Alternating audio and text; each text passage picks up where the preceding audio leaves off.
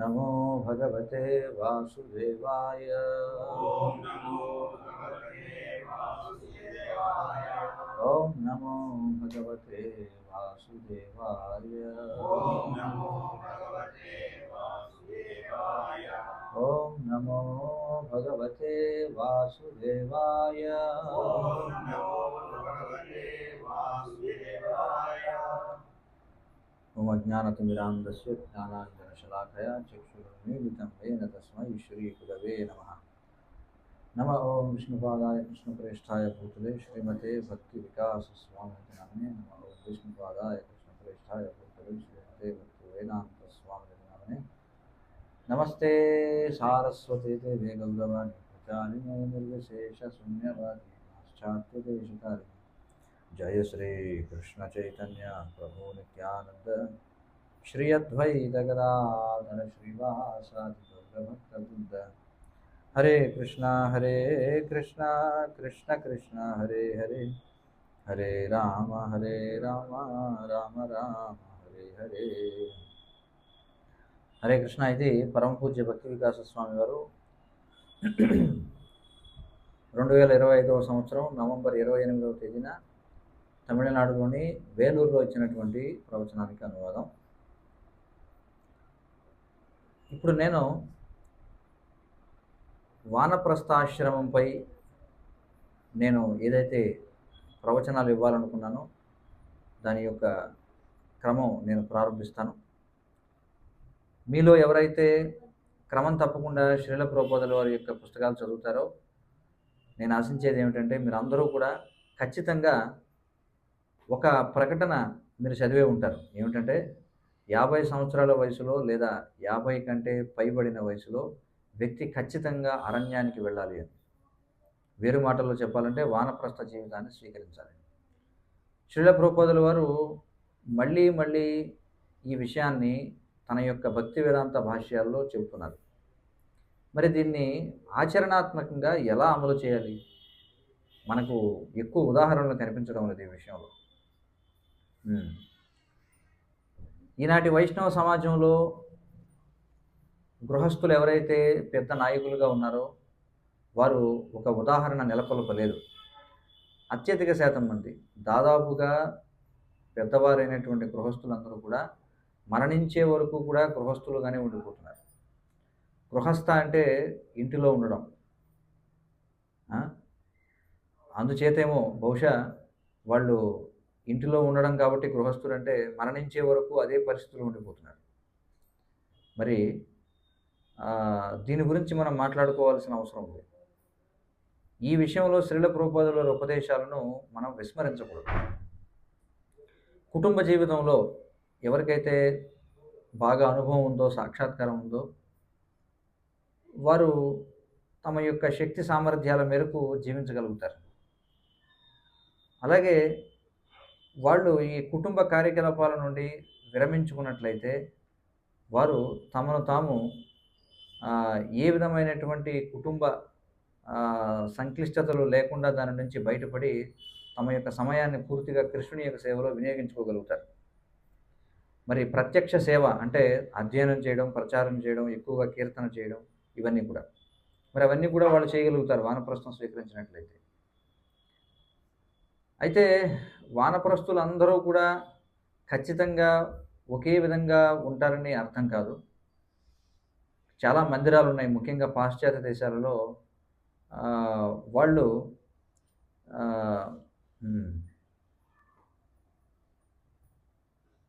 వాళ్ళు అన్ని రంగాల్లో కూడా ఆచరణాత్మకమైనటువంటి సహాయాన్ని ఇవ్వగలరు. మరి వాళ్ళందరూ కూడా పెద్దవారైనటువంటి అనుభవజ్ఞులైనటువంటి పరిపక్వత కలిగినటువంటి భక్తులను ఆహ్వానించాలి పాశ్చాత్య దేశాల్లో ఉన్న మందిరాలన్నీ కూడా. ఆ విధంగా వారందరినీ కూడా పూర్తి సమయం సేవలు అందించే విధంగా వారు వినియోగించుకోవాలి. మరి ఈ విధంగా వృత్తి జీవితం నుండి విరమించినటువంటి వారు ఎవరైతే ఉన్నారో వారి శక్తిని మనం ఉపయోగించుకోగలిగితే చాలా గొప్ప లాభం మనకి చేకూరుతుంది అనమాట. దానివల్ల ఎంతో గొప్ప ఉపయోగం ఉంది. మరి పెద్ద ఎత్తున అనుభవజ్ఞులైనటువంటి పరిపక్వత కలిగినటువంటి వైష్ణవులు వారందరూ కూడా ఈ ప్రచార ఉద్యమానికి తోడ్పడాలి, అలాగే విగ్రహారాధనకు తోడ్పడాలి, ఆ? అలాగే ఈ కలియుగంపై దాడి చేయడం కోసం చైతన్య మహాప్రభు యొక్క సైన్యంలో వాళ్ళందరూ కూడా చేరాలి.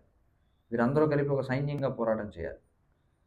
వానప్రస్థులు ఆలయాల్లో పూర్తి సమయం సేవ చేయొచ్చు, లేదా వాళ్ళు పూర్తి సమయం సేవలను చేపట్టవచ్చు, లేదా వారు ఇంకా కుటుంబంతో కొంత సంబంధం ఉన్నట్లయితే, సాధారణంగా ఉంటుంది ఎంతో కొంత, అప్పుడు వాళ్ళు కనీసం పాక్షికంగా అయినా సేవ చేయొచ్చు మందిరాలలో, లేదా ఏదో ఒక బాధ్యతని పాక్షికంగా అయినా స్వీకరించవచ్చు. ఉం? ఉం. లేదా ఒకవేళ మీరు పదవి విరమణ చేసి ఉంటే, వృత్తి నుంచి విరమించుకున్నట్లయితే, మీరు ఇంట్లో జీవిస్తూ ఉన్నట్లయితే, మీరు మందిరానికి దగ్గరలో జీవించవచ్చు కనీసం. ఆ? ఆ విధంగా మీరు మందిరంలో ఎంతో సేవ చేయొచ్చు. ఇంట్లో ఊరికే కూర్చొని ఉండకుండా మందిరంలో ఎంతో ఎక్కువ సేవ చేయగలుగుతారు. లేదా మీరు మందిరానికి దగ్గరలో జీవించకపోతే, మీరు మందిరానికి దగ్గరలోకి వెళ్ళవచ్చు, లేదా మందిరం లోపలికైనా వెళ్ళవచ్చు. అంటే మందిరం లోపలికి వెళ్ళి మీరు చేరవచ్చు. ఆ విధంగా ఒక పవిత్ర స్థలానికి వెళ్ళి జీవించాలి అనే వానప్రస్థ ఆజ్ఞ ఏదైతే ఉందో అది నిర్వర్తించబడుతుంది. వానప్రస్థులు తరచుగా వాళ్ళు వెళ్ళి ఏదన్నా పవిత్ర స్థలంలో జీవించవలసిందిగా చెప్పబడుతూ ఉంటుంది. మరి అసలు వానప్రస్థం అంటే ఏమిటి? వన అంటే అరణ్యము అని, ప్రస్థ అంటే వెళ్ళిపోవడం అని. వానప్రస్థ ఆశ్రమం అనేది వర్ణాశ్రమంలో ఒక భాగం. ఆ? మరి ఈ వర్ణాశ్రమంలోని వర్ణ భాగం ఏదైతే ఉందో అది దాదాపుగా అభివృద్ధి చెందలేదు, లేదా ఈనాటి ఇస్కాన్లో దాని గురించి ఎవరు ఆలోచించట్లం లేదు. ఈ వర్ణ అనేటువంటి భాగం ఆ? లేదా ఎక్కువ శాతం మందికి చాలామందికి బ్రహ్మచారి అంటే ఏమిటి, గృహస్థుడు అంటే ఏమిటి, సన్యాసి అంటే ఏమిటి, ఈ 3 ఆశ్రమాల గురించి స్పష్టమైనటువంటి అవగాహన ఉంది అందరికీ. ఈ 3 ఆశ్రమాల వాళ్ళ యొక్క బాధ్యతల గురించి స్పష్టమైన అవగాహన ఉంది. కానీ ఈ వానప్రస్థాశ్రమం గురించి ఎవరికి స్పష్టమైన అవగాహన లేదు. అంటే బ్రహ్మచర్యము, గృహస్థము, సన్యాసం అనేటువంటి 3 ఆశ్రమాలు చక్కగా స్థాపన చేయబడ్డాయి. కానీ వానప్రస్థాశ్రమం స్థాపన చేయబడలేదు. అసలు వానప్రస్థాశ్రమం అంటే ఏమిటి? అంటే ఇది మనల్ని మనం సంసిద్ధం చేసుకునేటువంటి దశ. మరి వాళ్ళు దేనికోసం సంసిద్ధం చేసుకుంటున్నారు? సన్యాసులకు బహుశా అంటే వానప్రస్థులు అందరూ కూడా అధికారికంగా సన్యాసులు కాలేకపోవచ్చు. అంటే సన్యాసం తీసుకోవడానికి వానప్రస్థం తీసుకున్న ప్రతి ఒక్కరూ సన్యాసులు కాలేకపోవచ్చు. కానీ ఖచ్చితంగా వాళ్ళు ఇంకా ఎక్కువ వైరాగ్యాన్ని స్వీకరించవచ్చు, అలాగే మరణానికి సంసిద్ధం కావచ్చు. అసలు ఈ ఆశ్రమం యొక్క అవసరం ఏముంది? మరి ఈ విధమైన వానప్రస్థ జీవనాన్ని గడపడానికి అసలు అర్హత ఎవరికి ఉంది? మరి ఇప్పుడు నేను మాట్లాడబోయేటువంటి ప్రవచనాల వరుస ఏదైతే ఉందో, ఇప్పుడు నేను ఇవ్వబోయే వరుస ప్రవచనాలు ఈ ప్రశ్నలన్నిటికీ కొన్ని సమాధానాలు ఇస్తాయని అనుకుంటున్నాను. కాబట్టి వానప్రస్థ జీవనం అంటే ఏమిటంటే, మనల్ని మనం కుటుంబం నుండి, గృహం నుండి క్రమక్రమంగా మనల్ని మనం అనాసక్తులను చేసుకోవడం. నేను, నాది, నేను అనేటువంటి భావన నుండి, అలాగే ఈ యొక్క భ్రమలు ఏవైతే ఉన్నాయో, ఈ ఆసక్తులు ఏవైతే ఉన్నాయో వాటన్నిటి నుండి మనం బయటపడడం అనమాట. ఎందుకంటే ఈ కుటుంబ జీవనంలో ఉన్నప్పుడు నేను, నాది అనేటువంటి భావన చాలా దృఢంగా ఉంటుంది. కాబట్టి వానప్రస్థ జీవనం అంటే ఆ ఆసక్తి నుండి బయటపడడానికి సంసిద్ధులం కావడం. మరి గృహస్థులను ఇక్కడ ఏం మనం నిందించడం లేదు, కానీ ఇది వాస్తవం గురించి ఇక్కడ మాట్లాడుకుంటున్నాం. ఈ సందర్భంగా శ్రీల రూపగోస్వామి గారు చెప్పినటువంటి ఒక సుందరమైనటువంటి శ్లోకం ఒకటి ఉంది. అది నేను చెప్పే విషయాన్నే కొంచెం తిప్పి చెబుతుందనమాట. ఆయన ఏమంటారంటే, నా ప్రియమైన స్నేహితుడా, నీవు నీ ప్రాపంచికమైనటువంటి స్నేహితుల పట్ల ఆసక్తుడవై ఉన్నట్లయితే అప్పుడు గోవిందుని యొక్క అంటే కేశీఘట్టం వద్ద, యమునా నది తటమున ఉన్న కేశీఘట్టం ఏదైతుందో అక్కడ నిలబడి ఉన్న గోవిందుని యొక్క ముఖార విందాన్ని దయచేసి చూడవద్దు. ఎవరికి చెప్తున్నారు ఇది? ఒకవేళ నీ యొక్క ప్రాపంచిక స్నేహితుల పట్ల నువ్వు ఆసక్తుడవై ఉంటే, ఆ విధంగా కేశీఘట్టం వద్ద యమునాల తటంలో నిలబడి నవ్వుతూ ఉన్నటువంటి ముఖం కలిగిన ఆ యొక్క గోవిందుడి ముఖాన్ని చూడొద్దు అని చెప్తున్నారు. ఆ? అంటే ఇది తిప్పి చెప్పడం అనమాట. అంటే దాని అర్థం ఏమిటంటే నువ్వు ఆ విధంగా ఆ, ఆ సుందరమైనటువంటి ముఖాన్ని చూసినట్లయితే నీకు వైరాగ్యం ఖచ్చితంగా కలుగుతుంది అని అర్థం అనమాట. దాని గురించి ఇక్కడ చెప్తున్నారు ఇక్కడ మనకి. ఉమ్. ఆ. మరి అక్కడ ఆ గోవిందుడు కేసీ ఘట్టం వద్ద యమునా నది తటంలో నిలబడి ఆయన ఏం చేస్తున్నాడట? ఆయన ఓరచూపులు చూస్తూ ఉంటాడట. అతడు తన ఆ, అధరములపై వేణువును ధరించి ఉంటాడట. మరి ఆ వేణువు ఎలా ఉంటుందట అంటే కొత్తగా చిగిర్చినటువంటిదిగా ఉంటుందట. ఆ? ఆయన యొక్క దివ్యమైనటువంటి దేహం 3 చోట్ల వంకర తిరిగి ఉంటుందట. అది చంద్రకాంతి వలె ప్రకాశిస్తూ ఉంటుందట. ఇది చాలా చక్కటి శ్లోకం అనమాట. ఆ? మరి దీనికి వానప్రస్థ జీవితానికి ఏమిటి అసలు సంబంధం? అంటే ఇదేం చెప్తుందంటే మీరు ఇంకా బంధు సంఘం పట్ల ఆసక్తులై ఉన్నట్లయితే, మీరు మీ ప్రాపంచిక స్నేహితుల పట్ల ఆసక్తులై ఉన్నట్లయితే, లేదా ఈ సమాజం, స్నేహం, ప్రేమ అనేటువంటి వాటి పట్ల, ఈ ప్రాపంచిక స్థితి పట్ల ఆసక్తులై ఉన్నట్లయితే అప్పుడు కృష్ణుడిని చూడడానికి వెళ్ళొద్దు అని చెప్తుంది ఈ శ్లోకం. కాబట్టి ఇక్కడ విషయం ఏమిటంటే మనం ఆ, మనం కృష్ణుని యొక్క సౌందర్యం, కృష్ణుని యొక్క అందం ఏదైతే ఉందో దాని చేత మనం బందీలం కావాలని కోరుకోవడం లేదు. ఆ? కానీ మనకి ఈ భౌతికమైన వాటి పట్ల, సమాజం పట్ల, స్నేహం పట్ల, ప్రేమ పట్ల, వీటన్నిటి పట్ల ఆసక్తిని పెంపొందించుకోవాలని ఉంది. కానీ ఇవన్నీ ఏం చేస్తాయంటే మనలో నిద్రాడంగా ఉన్నటువంటి భగవత్ ప్రేమ లేదా కృష్ణుని పట్ల ఆసక్తి ఏదైతే ఉందో దానికి ఇవన్నీ అడ్డంకులుగా ఉంటాయి. ఇవి భౌతికమైన, సామాజికమైన, స్నేహపరమైన, ప్రేమపూర్వకమైనటువంటి ఆసక్తులు ఏవైతే ఉన్నాయో లౌకికమైనవి, ఇవన్నీ కూడా కృష్ణుడి పట్ల నిద్రాడంగా ఉన్నటువంటి ప్రేమని పెంపొందించుకోవడంలో అడ్డుపడుతూ ఉంటాయి. శ్రీల ప్రభుపాదుల వారు తరచుగా వానప్రస్థ జీవితాన్ని విరమణ చేసినటువంటి జీవనంగా చెప్పేవారు. బ్రహ్మచారి జీవనాన్ని ఆయన విద్యార్థి జీవనం అనేవారు, గృహస్థ జీవనాన్ని కుటుంబ జీవనం అనేవారు, అలాగే సన్యాసం అంటే వైరాగ్య జీవనం అనేవారు. కానీ వానప్రస్థం అంటే ఏమిటి? రిటైర్డ్ లైఫ్ అనమాట, పదవి విరమణ చేసినటువంటి జీవితం. మరి ఈ విధమైనటువంటి ఉపదేశం గురించి శ్రీల ప్రభుపాదుల వారు తన యొక్క భాష్యంలో ఆయన ఒక వ్యాఖ్య చేశారనమాట.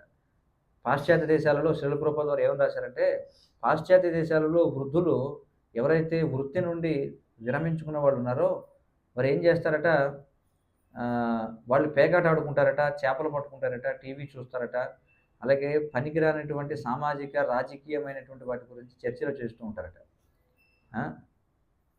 అయితే భక్తులనే వాళ్ళు నిరుపయోగంగా ఉండాలని అనుకోరు. మరి వాళ్ళు తమ యొక్క అంతిమ రోజులను ఆ విధమైనటువంటి నిరుపయోగమైన కార్యాల్లో వారు వినియోగించరు. కానీ భక్తులు పదవి విరమణ చేస్తారు. అంటే భక్తులు కూడా విరమిస్తారు. కానీ దేని నుంచి వాళ్ళు విరమణ పొందుతారు అంటే భక్తులకి విరమణ పొందడం అనేది లేదు. విరమణ పొందడం అంటే భక్తుని యొక్క దృష్టిలో ఇంకా ఉన్నతమైన బాధ్యత తీసుకోవడం అని. అంతేగాని లౌకికమైనటువంటి పని నుండి మనం విరమణ పొందుతాం. కానీ భక్తుడికి దేని నుండి విరమణ పొందాలి? భక్తి నుంచి విరమణ పొందుతాడా? లేదు. మరి భక్తుడు విరమణ పొందడం అంటే ఏమిటట? ఇంకా గొప్ప బాధ్యతను తీసుకోవడం అంట. అంతేగాని బాధ్యతారాహిత్యంతో సౌఖ్యవంతమైన చాలా కులాసాగా వెళ్ళిపోతున్నటువంటి జీవనం గడపడం కాదు. వానప్రస్థ జీవనం అంటే చాలా విశాలమైనటువంటి బాధ్యతను స్వీకరించడం. అంటే చిన్న సమూహం ఏదైతే ఉందో, అంటే మీ కుటుంబానికి సంబంధించిన బాధ్యతను విడిచిపెట్టి ఇంకా ఉన్నతమైనటువంటి బాధ్యతను స్వీకరించడం. అయితే వానప్రస్థం అంటే మీరు వస్తూ వెళుతూ ఉండొచ్చు, ఇంటి నుండి ఒక కన్ను వేసి ఉంచుతూ ఉండొచ్చు, కానీ సమస్త ప్రపంచం యొక్క బాధ్యతను స్వీకరించడం కోసం స్థానికమైనటువంటి బాధ్యత నుండి వైదొలగడం, అది వానప్రస్థ జీవనం అంటే. శ్రీల ప్రభుపాదుల వారు రాస్తున్నారు, ఏమంటారంటే ఒక శుద్ధ భక్తుడు తన కుటుంబం పట్ల ఉన్నటువంటి కుంచితమైన ఆప్యాయత ఏదైతే ఉందో దానితో బంధాన్ని తెంచుకొని ఈ భగవంతుని మరిచిపోయినటువంటి జీవులందరినీ జాగృతం చేసే భక్తియుత సేవా కార్యకలాపాలను విస్తృతం చేస్తాడు. అంటే వాటిని పెంచుకుంటాడు. అంటే తన స్వార్థం ఏదైతే ఉందో, నేను నా కుటుంబం అనేటువంటి స్వార్థాన్ని విడిచిపెట్టి అతను ఏం చేస్తాడు, ఇంకా గొప్ప ప్రపంచం యొక్క బాధ్యత స్వీకరిస్తాడు. అంటే చిన్న బాధ్యత వదిలిపెట్టి పెద్ద బాధ్యత స్వీకరిస్తాడు. ఇది వానప్రస్థం అంటే. కానీ శ్రీల ప్రభుపాదుల వారు మరొక భాష్యంలో ఏమి రాస్తున్నారంటే, ఈ కృష్ణ చైతన్య ఉద్యమం అనేది ప్రతి వ్యక్తికి కూడా భగవంతుని మందిరంలో జీవించే అవకాశం ఇస్తుంది అని రాస్తారు. ఆ? ప్రతి వ్యక్తి కూడా అరణ్యానికి వెళ్ళి కృత్రిమంగా పృథు మహారాజునో లేకపోతే గొప్ప ఋషులనో మునులనో ఎవరైతే పూర్వం అరణ్యాల్లో జీవించేవారో వారిని అనుకరించాల్సిన అవసరం లేదు. పాశ్చాత్యులు కావచ్చు, ఎవరైనా కావచ్చు, వాళ్ళు శ్రీల భక్తి సిద్ధాంత సరస్వతి ఠాకూర్ల వారి అడుగుజాడలను అనుసరిస్తూ వారు ఆ, అరణ్యంలో నివసించే దానికంటే దివ్యమైనటువంటి మందిరంలో నివాసం అనేది స్వీకరించవచ్చు అని చెప్పుకుంటున్నారు. ఆ? మరి ఆ, ఈ ఈ విధమైన ఖచ్చితమైనటువంటి స్ఫూర్తిని స్వీకరిస్తూ ఆ, మనం మన యొక్క ముందుకెళ్ళేటువంటి విధానాన్ని మార్చుకుంటూ, అంటే మన యొక్క దిశను మనం మార్చుకోవాలని చెప్పుకుంటున్నారు. అంటే ఇది కేవలం మన చైతన్యాన్ని మార్చుకోవడం మాత్రమే కాదు, మనం చేసే పనులు ఎన్నో మార్చుకోవాల్సి ఉంటుంది, మనం జీవించే విధానాన్ని మార్చుకోవాల్సి ఉంటుంది.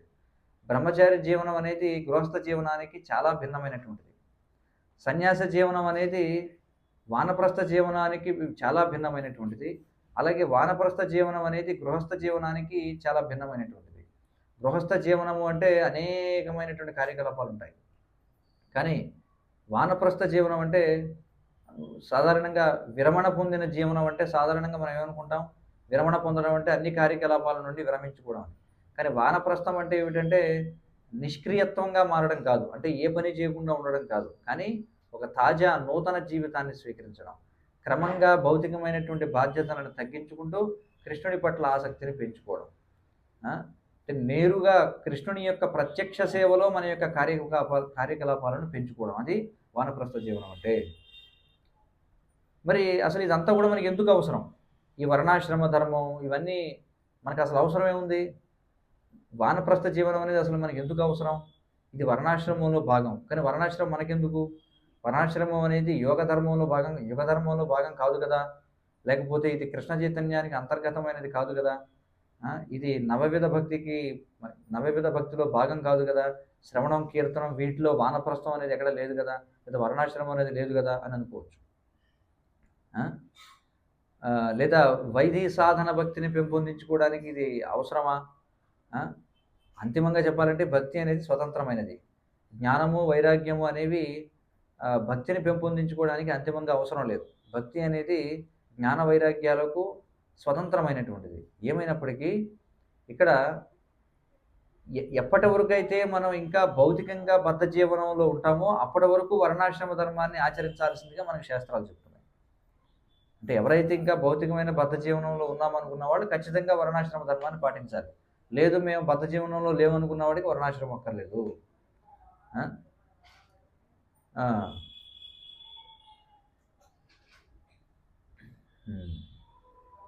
ఒకవేళ మనం వర్ణాశ్రమ ధర్మాన్ని స్వీకరించకపోతే అప్పుడు కృష్ణుడి చేత ఇవ్వనటువంటి మరేదో వ్యవస్థను మనం స్వీకరించాల్సి వస్తుంది. అంటే కృష్ణుడు ఉపదేశించినది ఏదో స్వీకరించాల్సి వస్తుంది. అంటే ఎవరైతే కృష్ణుడి వర్ణాశ్రమ విధానం ద్వారా మనల్ని ఏ విధంగా సంసిద్ధులను చేయాలనుకుంటున్నాడో దానికి భిన్నంగా ఆలోచించే వారి మనసుకు తోచిన జీవన విధానాన్ని మనం స్వీకరించాల్సి వస్తుంది.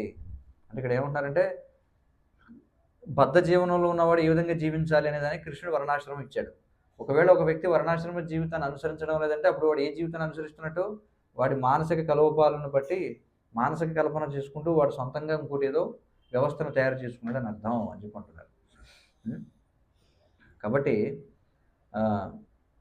ఈ బద్ధజీవులకు చాలా ముఖ్యమైనటువంటి, అంటే ఈ బద్ధజీవులకు బలాన్ని ఇచ్చేటువంటి తోడ్పాటునిచ్చేటువంటి ఒక వ్యవస్థే వర్ణాశ్రమ ధర్మం. బ్రహ్మచర్యము, గృహస్థ, వానప్రస్థ, సన్యాసము ఇవన్నీ కూడా మానవ జీవన చక్రానికి ఇవి బిగించబడ్డాయి అన్నమాట. అంటే మనిషి పుట్టిన తర్వాత మరణించే వరకు ఏదైతే జీవన చక్రం ఉందో దానికి అమర్చబడినటువంటి ఒక చక్రం ఇది బ్రహ్మచర్యం, గృహస్థం, వానప్రస్థం, సన్యాసం అనేటువంటిది. దేనికోసం? అత్యున్నత ప్రయోజనాన్ని పొందడం కోసం. కృష్ణుడు ఉపదేశించినట్టుగా శ్రీకృష్ణ భగవానుడు చెప్తాడు, ఏమంటాడంటే మానవ జన్మను పొందిన తర్వాత, ఇక్కడ మానవ జన్మ చాలా అరుదుగా లభిస్తుంది, ఎన్నో జన్మల తర్వాతే మనకి మానవ జన్మ లభిస్తుంది. కాబట్టి వ్యక్తి ఏం చేయాలి? ధీరుడైనటువంటి వాడు అర్థం చేసుకోవాలట. ధీరుడు అంటే ఎవరు? చాలా మంచి సుమేధస్సు కలిగినటువంటి వాడిని ధీరుడు అని చెప్పుకుంటారు. కాబట్టి ధీరుడు అనేవాడు అర్థం చేసుకోవాలి. ఎందుకంటే ఈ మానవ జన్మ అనేది మనకి అవకాశం ఇస్తుంది అనమాట. ఇతర జీవజాతుల్లో మనకి అవకాశం లభ్యం కావటం లేదు, కానీ అదే సమయంలో మానవ జీవితం అనేది తాత్కాలికమైనటువంటిది. ఇది ఎంతో కాలం పాటు కొనసాగదు. అందుచేత కృష్ణుడు ఏమంటున్నాడంటే తూర్ణం అంటే వెంటనే ఆ, మనం మరణించడానికి ముందే, ఎందుకంటే మరణం అనేది తప్పదు, ఎవడైనా మరణించాల్సిందే. కాబట్టి మనం ఏం చేయాలి, ఆ, ఆ, మనం ఏం చేయాలంటే నిజమైనటువంటి ఆశ్రయాన్ని మనం పొందడానికి మనం ప్రయత్నం చేయాలి. అంటే అంతిమమైనటువంటి ప్రయోజనాన్ని పొందడం కోసం మనం పాటుపడాలి. ఇది మనకి మానవ జీవితం ఇచ్చేటువంటి అవకాశం. కాబట్టి మనం ఇంద్రియ భోగానికి ఆసక్తులం కాకూడదు. ఇంద్రియ భోగం అనేది సకల జీవజాతుల్లోనూ మనకి లభ్యమవుతుంది. ఆ? మరి వర్ణాశ్రమ వ్యవస్థలో జీవితం అంటే కర్తవ్యం అన్నమాట, ఒక బాధ్యత. జీవించడం అంటే బాధ్యతతో జీవించడం. వర్ణాశ్రమం అంతా కూడా ఏమిటంటే బాధ్యతల గురించి, అంటే విద్యుక్త ధర్మాల గురించి. మరి మానవ రూపంలోని జీవితం పొందిన వాడికి అంతిమమైనటువంటి ధర్మం ఏమిటంటే శుద్ధమైనటువంటి భగవత్ ప్రేమను మేల్కొల్పుకోవడం. దాని అర్థం ఏమిటంటే కనీసం ఆ, ఆ, ముందు మనం ఏం చేయాలంటే ఈ భౌతికమైనటువంటి ఉపాధుల నుండి బయటపడి మనం కృష్ణుని యొక్క దాసానుదాసులం, నిత్యమైనటువంటి దాసానుదాసులం అనేటువంటి అవగాహనకి మనం రావాలి. మరి ఉపాధులు అంటే ఏమిటి? బ్రహ్మచర్యం, గృహస్థ, వానప్రస్థ, సన్యాస, ఇవన్నీ లౌకికమైన ఉపాధులు నిజమే, అవి తాత్కాలికమైనవే. కానీ అవి భగవంతుడిచ్చిన ఉపాధులు, ఇది మనం గుర్తుంచుకోవాలి. తాత్కాలికమైనప్పటికీ ఇవి భగవంతుడిచ్చిన ఉపాధులు. భగవంతుడు ఇచ్చాడు, కృష్ణుడు ఇచ్చాడు. ఇవి మనకి ఎందుకోసం ఇచ్చాడు? బద్ధ జీవులు ఎవరైతే ఉన్నారో వాళ్ళు ఈ బద్ధ స్థితి నుంచి బయటపడడం కోసం ఇచ్చాడు. మరి ఈ ఉపదేశాలు ఏవైతే ఉన్నాయో వర్ణాశ్రమ ధర్మంలో, వాటిని మనం సక్రమంగా వైష్ణవాచార్యుల యొక్క మార్గనిర్దేశకత్వంలో మనం వాటిని ఆచరించాలి. కృష్ణుణ్ణి, గురువుని సంతృప్తిపరచడం కోసం శ్రీల ప్రభుపాదులు రాస్తున్నారు. ఏమంటున్నారంటే ఎప్పుడైతే ఒక వ్యక్తి కుటుంబ జీవనాన్ని అనుభవించిన తర్వాత సన్యాసం స్వీకరిస్తాడో అతడు విష్ణువుని సంతృప్తిపరుస్తాడట. అంటే ఇది ఖచ్చితంగా సన్యాసం స్వీకరించడం కాదు, కానీ అదే స్ఫూర్తి. ఏమిటంటే ఇప్పుడు నేను కుటుంబ జీవనంలో ఉన్నాను ఇప్పటివరకు, ఏదైతే అక్కడ అనుమతించబడిందో అవన్నీ కూడా నేను భోగించాను. కానీ ఇప్పుడు నేను కృష్ణుడిని సంతృప్తిపరచడం కోసం ముందుకు వెళుతున్నాను. కృష్ణుడు సంతృప్తి చెందుతాడు అనేటువంటి అవగాహన. అందుచేత ఈ వానప్రస్థం అనేది వ్యక్తిగత సాక్షాత్కారం కోసం. కాబట్టి అది మొదటి పరిగణన. మరి కృష్ణుడి వైపుగా నేను చేసేటువంటి ప్రయాణంలో నా తర్వాత మజిలీ ఇది. ఈ జీవితాన్ని నేను కృష్ణుని యొక్క సేవకు అంకితం చేస్తున్నాను. నేను ఇంకా ఎక్కువగా నేను అంకితం అవుదాం అనుకుంటున్నాను. నేను ఎంతో కొంత తోడ్పాటుని ఇవ్వాలనుకుంటున్నాను. ఈ చైతన్య మహాప్రభు యొక్క ప్రచార ఉద్యమానికి నేను ఎంతో కొంత తోడ్పడాలనుకుంటున్నాను. అది ఇందులో ఉన్నటువంటి స్ఫూర్తి, వానప్రస్థంలో ఉన్నటువంటి స్ఫూర్తి. మరి శ్రీమద్ భాగవతం 2వ స్కందంలో ఆరంభంలో మనకి అసత్సైన్య అనేటువంటిది మనకు కనిపిస్తుంది. అసత్సైన్యాన్ని ఆశ్రయించడము అని చెప్పి. అసత్సైన్యం అంటే ఏమిటి? అంటే వాస్తవమైనటువంటి సైన్యం కాదనమాట. మనం రక్షించలేని సైన్యాన్ని మనం ఆశ్రయిస్తున్నామట. మనం దేహాపత్ర కలత్రాదిషు, మనం ఈ శరీరం, భార్య, సంతానం, వీటన్నిటిని కూడా మన యొక్క ఆశ్రయంగా, మన యొక్క సంరక్షకులుగా మనం పరిగణిస్తాం. కానీ అసత్, ఇవన్నీ కూడా అసత్ అంటే అవి తాత్కాలికమైనటువంటివి, మనకు ఆశ్రయాన్ని ఇవ్వలేనటువంటివి. మనం 100% కృష్ణుని యొక్క ఆశ్రయాన్ని పొందాలి.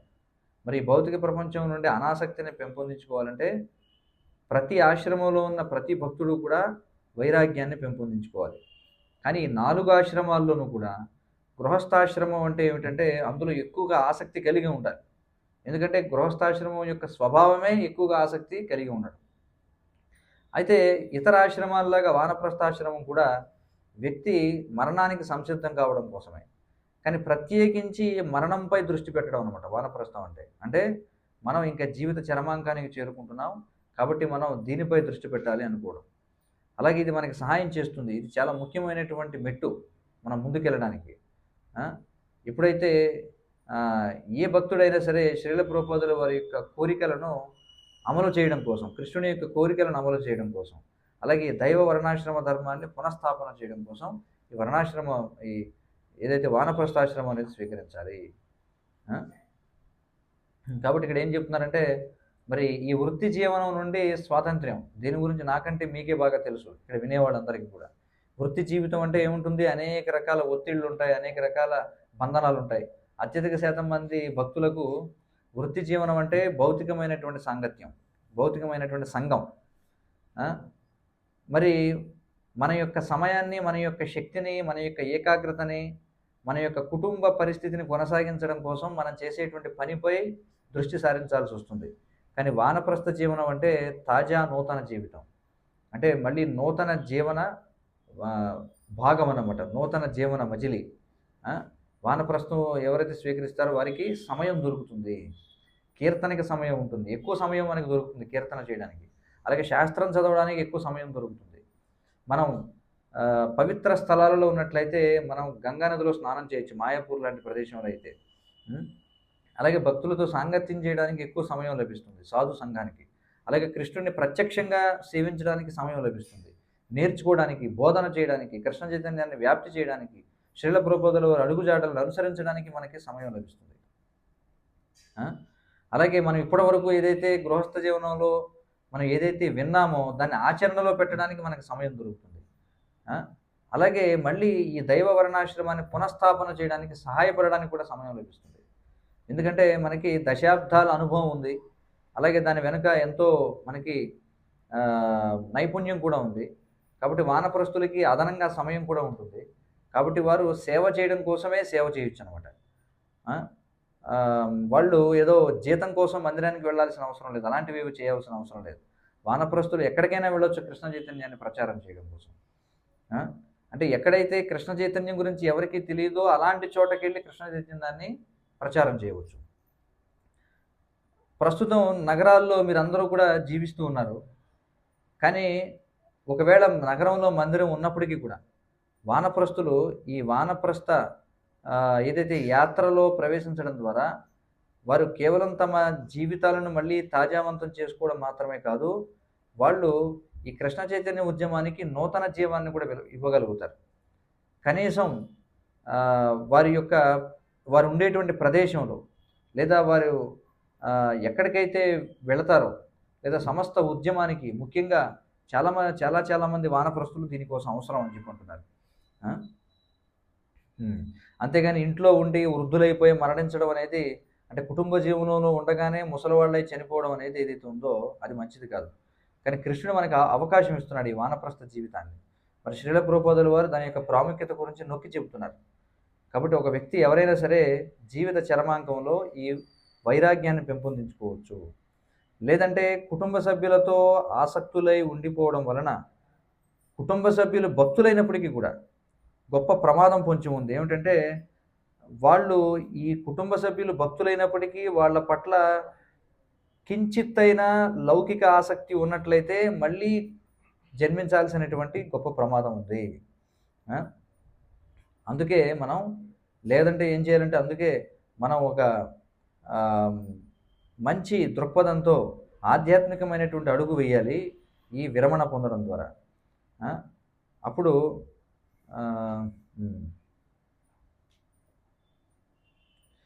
ఏమవుతుంది, మన లౌకికమైనటువంటి వ్యక్తులు, అభక్తులైనటువంటి వాళ్ళు ఎవరైతే ఉన్నారో, మనం పదవి విరమణ అంటే ఈ వృత్తి జీవనం నుండి, కుటుంబ జీవనం నుండి విరమించుకోకపోతే ఎవరైతే లౌకిక జీవనాన్ని గడుపుతారో వాళ్ళకి, అంటే అభక్తులైనటువంటి వాళ్ళకి మనకి పెద్దగా ఎక్కువ తేడా ఉండదని చెప్పుకుంటున్నారు.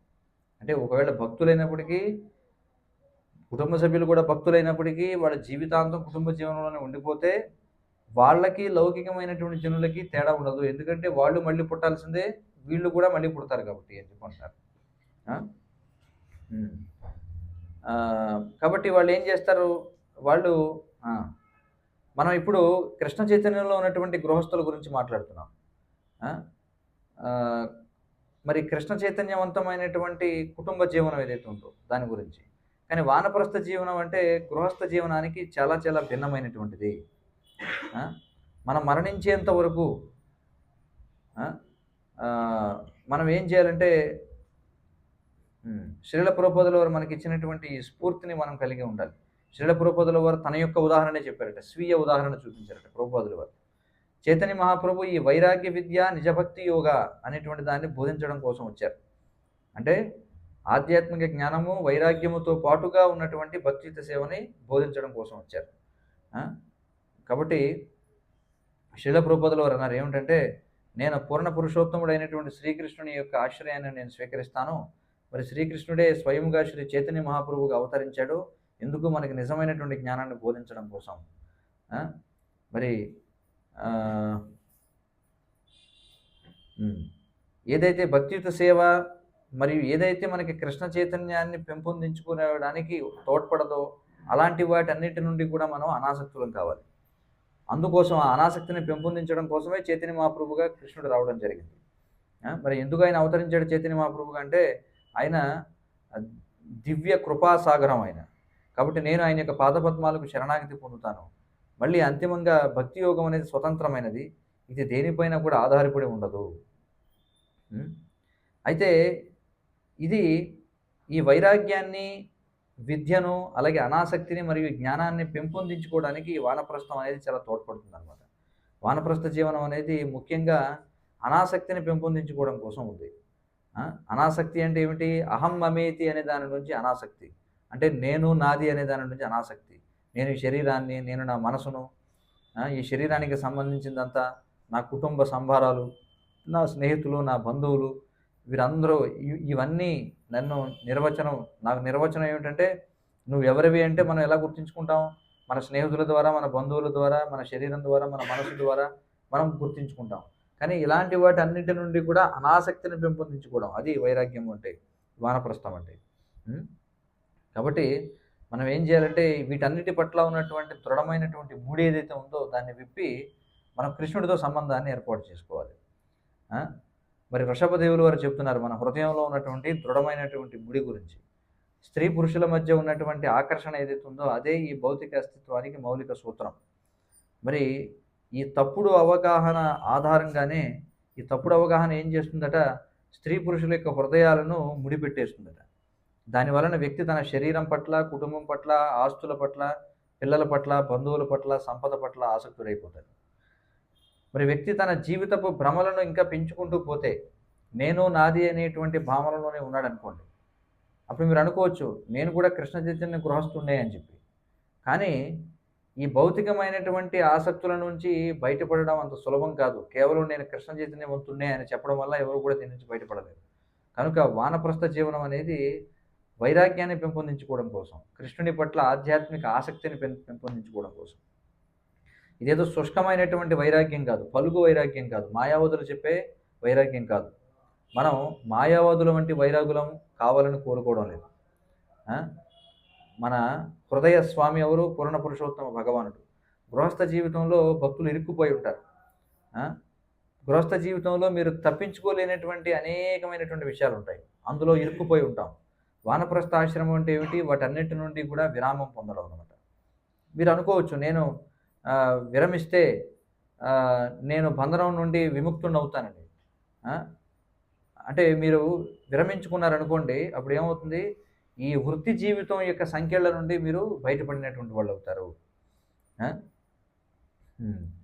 మరి మానసికంగా ఈ కుటుంబ జీవనానికి వాళ్ళు ఎంతగా ఆసక్తులైపోయి ఉన్నారో, మానసికంగా ఈ కుటుంబ జీవనం పట్ల ఎంతగా వారు ముడిపెట్టుకుని ఉన్నారో గృహస్థులకి ఆలోచించడం చాలా కష్టం. వారి యొక్క చైతన్యం ఎంతగా వీటన్నిటిలో కూడా మునిగిపోయి ఉందో, వారి చైతన్యం ఎందులో అయితే పూర్తిగా మునిగిపోయిందో అవన్నీ కూడా ఈ తాత్కాలికమైనటువంటివి, పై ఉన్నటువంటివి, కృత్రిమమైనటువంటివి. అంటే ఆత్మ యొక్క నిజమైనటువంటి అవసరాలు కాదు. అంటే గృహస్థ జీవనంలో వేటి పట్ల అయితే ఆసక్తులై ఉన్నారో అవన్నీ ఆత్మ యొక్క నిజమైన అవసరాలు కాదు. మరి ఇది ఇప్పుడు నేను చెప్తున్నటువంటి విషయం చాలామంది గృహస్థులకు చాలా కఠినంగా ఉంటుంది వినడానికి. ఎందుకంటే వారి చైతన్యం, వారి యొక్క శక్తి, వారి యొక్క సంపద ఇవన్నీ కూడా ఎందులో అయితే వాళ్ళు చాలా తీవ్రంగా పెట్టి ఉంచారో, దేని పట్ల అయితే వాళ్ళు ఆసక్తులై ఉన్నారో అవన్నీ వాస్తవానికి ఆత్మకు సంబంధం లేదు అనేటువంటి విషయం. కానీ ఇవన్నీ కూడా వినాలి. ఈ సత్యాలు ఏవైతే మన కంటి ముందు కనిపిస్తున్నాయి, అలాగే ఇవన్నీ కూడా శాస్త్ర నిర్దేశానుసారం మనం ఇవన్నీ కూడా తెలుసుకోవాలి. కాబట్టి విరమణ పొందడం అంటే మళ్ళీ బాధ్యత లేకుండా తిరగడం అని కాదు, కానీ మన యొక్క బాధ్యతలను పుత్రుల నుండి వీళ్ళన్నిటి నుండి కూడా మనం తిప్పి భగవంతుడి వైపుగా మరల్చుకోవడం, ఇది నిజమైనటువంటి ఉదాహరణ. అంటే మనం ఏం చేయాలి? మన యొక్క బాధ్యతలని పుత్రులకు అప్పచెప్పి మనం కుటుంబ జీవనం నుండి బయటపడాలి. కాబట్టి ఎప్పుడైతే ఈ ప్రదేశంలో పెద్దలు తమ యొక్క బాధ్యతలను తర్వాత తరాల వాళ్ళకి అప్పచెప్పి ఆ, అప్పచెప్పినట్లయితే అప్పుడు వాళ్ళ పిల్లలు తర్వాత స్మరిస్తూ ఉంటారట. ఏమనంటే నా తండ్రి ఆయన విరమణ పొందారు. ఆయన ఆ, ఎన్నో సంవత్సరాల పాటు సేవ చేసిన తర్వాత ఆ, అంటే ఆయన విరమణ పొందిన తర్వాత ఎంతో సేవ చేశారు భగవంతుడికి అని అనుకుంటారట వాళ్ళంతా. ఆ, అంటే బహుశా ఆయన ఎక్కడో ప్రచారం చేస్తూ ఉంటారు. లేదా నా తల్లి ఇప్పుడు ఎంతగానో సేవలో మునిగి ఉంటుంది జపం చేయడంలో. ఎలాగంటే మనం భారతదేశంలో చూడొచ్చు, మనం క్రమంగా వింటూ ఉంటాం. ఓ నా తండ్రి మా తాత వాళ్ళంతా కూడా గొప్ప భక్తులు ఆ, అని చెప్పుకుంటూ ఉంటారు. ఎందుకలా చెప్పుకుంటూ ఉంటారంటే వాళ్ళందరూ బాధ్యతలను ఏం చేశారు, తర్వాత తరాల వాళ్ళకి అప్పచెప్పేసి వాళ్ళు ఎక్కడో ధామాలకో లేకపోతే ఎక్కడో మందిరాలకో వెళ్ళి అక్కడ సేవ చేసుకునేవారు. అలా ఎవరైతే విడిచిపెట్టి వెళ్ళిపోతారో వాళ్ళ గురించి వారి తర్వాత తరాల వాళ్ళు చాలా స్మరిస్తారట. మా తాతయ్య గారు ఇలా చేశారు, అలా ఉండేవారు, ఇలా ఉండేవారని. అలా కాకుండా వాళ్ళు పూర్తిగా కుటుంబ జీవనంలో మునిగిపోయి ఉన్న వాళ్ళైతే వాళ్ళ గురించి ఎవరు పట్టించుకోరు, ఎవరు స్మరించరని చెప్పి అంటున్నారు. హ్మ్. కాబట్టి గృహస్థులైనటువంటి వాళ్ళు ఎవరైతే ఉన్నారో వాళ్ళు ఎప్పుడు కూడా ఆలోచించకూడదు ఈ విధంగా. ఏమనంటే మనం ఇంట్లోనే ఉందాం, ఇంట్లోనే ఉండి జీవితాంతం జపం చేసుకుందాం, జీవితం అలా గడిచిపోతుంది. ఆ! కానీ మనం గుర్తుంచుకోవాలి, మనం మర్చిపోకూడదు. కృష్ణుడే ఈ విరమణ పొందడం అనేటువంటి వ్యవస్థను మనకిచ్చాడు. మరణం రాకముందే మనం కుటుంబ జీవనం నుండి మనం విరమించాలి. అంతేగాని జీవితాంతం నేను ఇంట్లోనే ఉండి జపం చేసుకుంటానని అనుకోకూడదు. ఆ! కాబట్టి మరణానికి ముందు నేను విరమించాలి అనేది ఈ వ్యవస్థ ఎవరిచ్చారో కృష్ణుడు ఇచ్చినటువంటిది. హ్మ్. కాబట్టి మనం ఆ విధంగా ఈ వానప్రస్థ జీవనాన్ని స్వీకరించడం ద్వారా మనం ఈ భౌతికమైనటువంటి బంధనాల నుండి బయటపడడానికి మనం పని చేయవచ్చు. అలాగే మనల్ని మనం కృష్ణుడిలో, కృష్ణ స్మరణలో మునిగి మరణించడానికి మనల్ని మనం సంసిద్ధులను చేసుకోవచ్చు. ఆ! మరి జీవిత చరమాంకం వరకు కూడా ఆహ్, హ్మ్. మనం అనుకోవచ్చు జీవిత చరమాంకం వరకు కూడా నా యొక్క ముఖ్యమైన బాధ్యత నా కుటుంబ కార్యకలాపాలు చూసుకోవడం అని. కానీ భాగవతం ఏం చెప్తుందంటే ఇది పిచ్చితనం అని చెప్తుంది. జీవిత చరమాంకం వరకు కుటుంబ విషయాల్లో మునిగి ఉండడాన్ని పిచ్చితనం అని చెప్తుంది భాగవతం. మరి అధిగమించశక్యంగానటువంటి నిత్యమైనటువంటి కాలం ఏదైతే ఉందో ఎవరి ఊహకు అందని విధంగా అదేం చేస్తుంది, ఎవరైతే కుటుంబ కలాపాలకు తీవ్రమైన ఆసక్తులై ఉన్నారో వారిని ముంచేస్తుందట. వాళ్ళు ఎందుకంటే ప్రతి ఒక్కరు కూడా ఈ కుటుంబ జీవనంలో ఉన్నవాళ్ళు కుటుంబ కార్యకలాపాల గురించే వాళ్ళ మనసు ఎప్పుడూ కూడా అందులో మునిగి ఉంటుంది కాబట్టి తెలియకుండానే కాలం వాళ్ళ యొక్క ఆయుష్‌ను లాగేస్తుంది అని చెప్పంటున్నారు. కాబట్టి శ్రీల ప్రభుపాదులు వారు రాస్తున్నారు ఏమని? ఇప్పుడు నేను ఆనందంగా ఉన్నాను. నేను ప్రతిదాన్ని కూడా చక్కదిద్దాను. నా యొక్క బ్యాంక్ బ్యాలెన్స్ ఏదైతే ఉందో అది సరిపడా ఉంది. ఆ! ఇప్పుడు నాకు పిల్లలున్నారు. నాకు ఆస్తులున్నాయి. ఇప్పుడు నేను విజయం సాధించాను. ఆ! ఈ పేద అడుక్కునే సన్యాసి అతడు భగవంతుడిపై ఆధారపడ్డాడు. వాళ్ళందరూ వచ్చి నా దగ్గర నుంచి అడుక్కుంటున్నారు విరాళాల కోసం. అందుచేత నేను భగవంతుడి కంటే గొప్పవాడిని అని అనుకుంటూ ఉంటాడట గృహస్థుడు. ప్రభువుల్లో రాస్తున్నారు ఈ విధంగా. ఆ! ఇవన్నీ కూడా ఈ పిచ్చితనంతో కుటుంబ జీవనానికి ఆసక్తుడైనటువంటి వ్యక్తి యొక్క ఆలోచనలు. వాళ్ళు ఈ గడిచిపోతున్నటువంటి నిత్యమైనటువంటి కాలం పట్ల గుడ్డితనంతో వ్యవహరిస్తారు అని చెప్పుకుంటున్నారు. ఆ! మరి దీని గురించి ఇది వినండి. ప్రభుపాదులు రాస్తున్నారు. ఏమంటున్నారు? కుటుంబ జీవనానికి అంటిపెట్టుకుపోయి ఉండడం జీవిత చరమాంకం వరకు అంటే ఇది అత్యంత స్థూలమైనటువంటి పతనం అని చెప్పుకుంటున్నారు. ఆ! మరి ఆహ్, మరి ఈ విధమైనటువంటి ధృతరాష్ట్రులు ఎవరైతే ఉన్నారో, పూర్తిగా గృహం పట్ల ఆసక్తులైనటువంటి ధృతరాష్ట్రులను వారికి విముక్తి కలిగించడం కోసం ఎంతోమంది విదురులు అవసరం ఉంది ప్రస్తుత సమయంలో అని చెప్పుకుంటారు. కాబట్టి మరి ఆ విదురులు ఎవరు అంటే వానప్రస్థం స్వీకరించిన వాళ్ళు. ఆ వానప్రస్థం స్వీకరించినటువంటి విదురులు ఏం చేయాలట? గృహస్థ జీవనంలో ఇరుక్కుపోయిన ఎంతోమంది ధృతరాష్ట్రులకి విముక్తి కలిగించాలి. వారిని విద్యావంతులను చేయాలి అని చెప్పుకుంటున్నారు. ఆ! మరి 50 సంవత్సరాల వయసు అని చెప్పంటున్నారు. మరి దీని గురించి ఇప్పుడు నేను చెప్పిన దాని గురించి మీకు అంత విశ్వాసం కలగకపోతే ఒకసారి మళ్ళీ వెనక్కి వెళ్ళి భాగవతంలో విదురుడు ధృతరాష్ట్రునికి చేసినటువంటి ఉపదేశాలు చదవండి. మొదటి స్కందం 13వ అధ్యాయం వాటిని చదవండి. ఆ! మీరు పూర్వం చదివి ఉండొచ్చు కానీ మళ్ళీ చదవండి అని చెప్పుకుంటున్నారు. శ్రీల ప్రభుపాదుల వారు అదే భాష్యంలో రాస్తున్నారు. ఏమని? 5000 సంవత్సరాల క్రితం ధృతరాష్ట్రుడు ఒకడే ఉండేవాడు. కానీ ప్రస్తుత సమాజంలో ప్రతి ఇంట్లోనూ ధృతరాష్ట్రులు ఉన్నారు. కాబట్టి మనం విదురుల పక్షంలో ఉండడం మేలు, ధృతరాష్ట్రుడి పక్షంలో మనం ఉండొద్దు అని చెప్పుకుంటున్నారు. హ్మ్. ఆ! కాబట్టి పదవి విరమణ పొంది వ్యక్తి తనను తాను వానప్రస్థుడిని అని పిలుచుకోవడం ద్వారా వైరాగ్యాన్ని పొందుతాడంటే కాదు. ఖచ్చితంగా గృహాన్ని విడిచిపెట్టడం ఏదైతే ఉందో అది వైరాగ్యానికి సహకరించాలి. కానీ వ్యక్తి వాస్తవంగా ఈ వైరాగ్యాన్ని పెంపొందించుకోవాలి. ఆ? ఆ, ఉమ్, లేకపోతే ఏమవుతుందంటే చాలామంది ఏం చేస్తారట, కుటుంబ జీవనాన్ని విడిచిపెట్టి వైరాగ్యాన్ని పెంపొందించుకోకపోతే కుటుంబ జీవనాన్ని విడిచిపెట్టి ఇంకొక చోటకి ఎక్కడికో వెళ్ళి మళ్ళీ అక్కడ సౌఖ్యవంతమైన జీవితాన్ని ఏర్పాటు చేసుకుంటారు. అలా ఉండకూడదని చెప్పుకుంటున్నారు.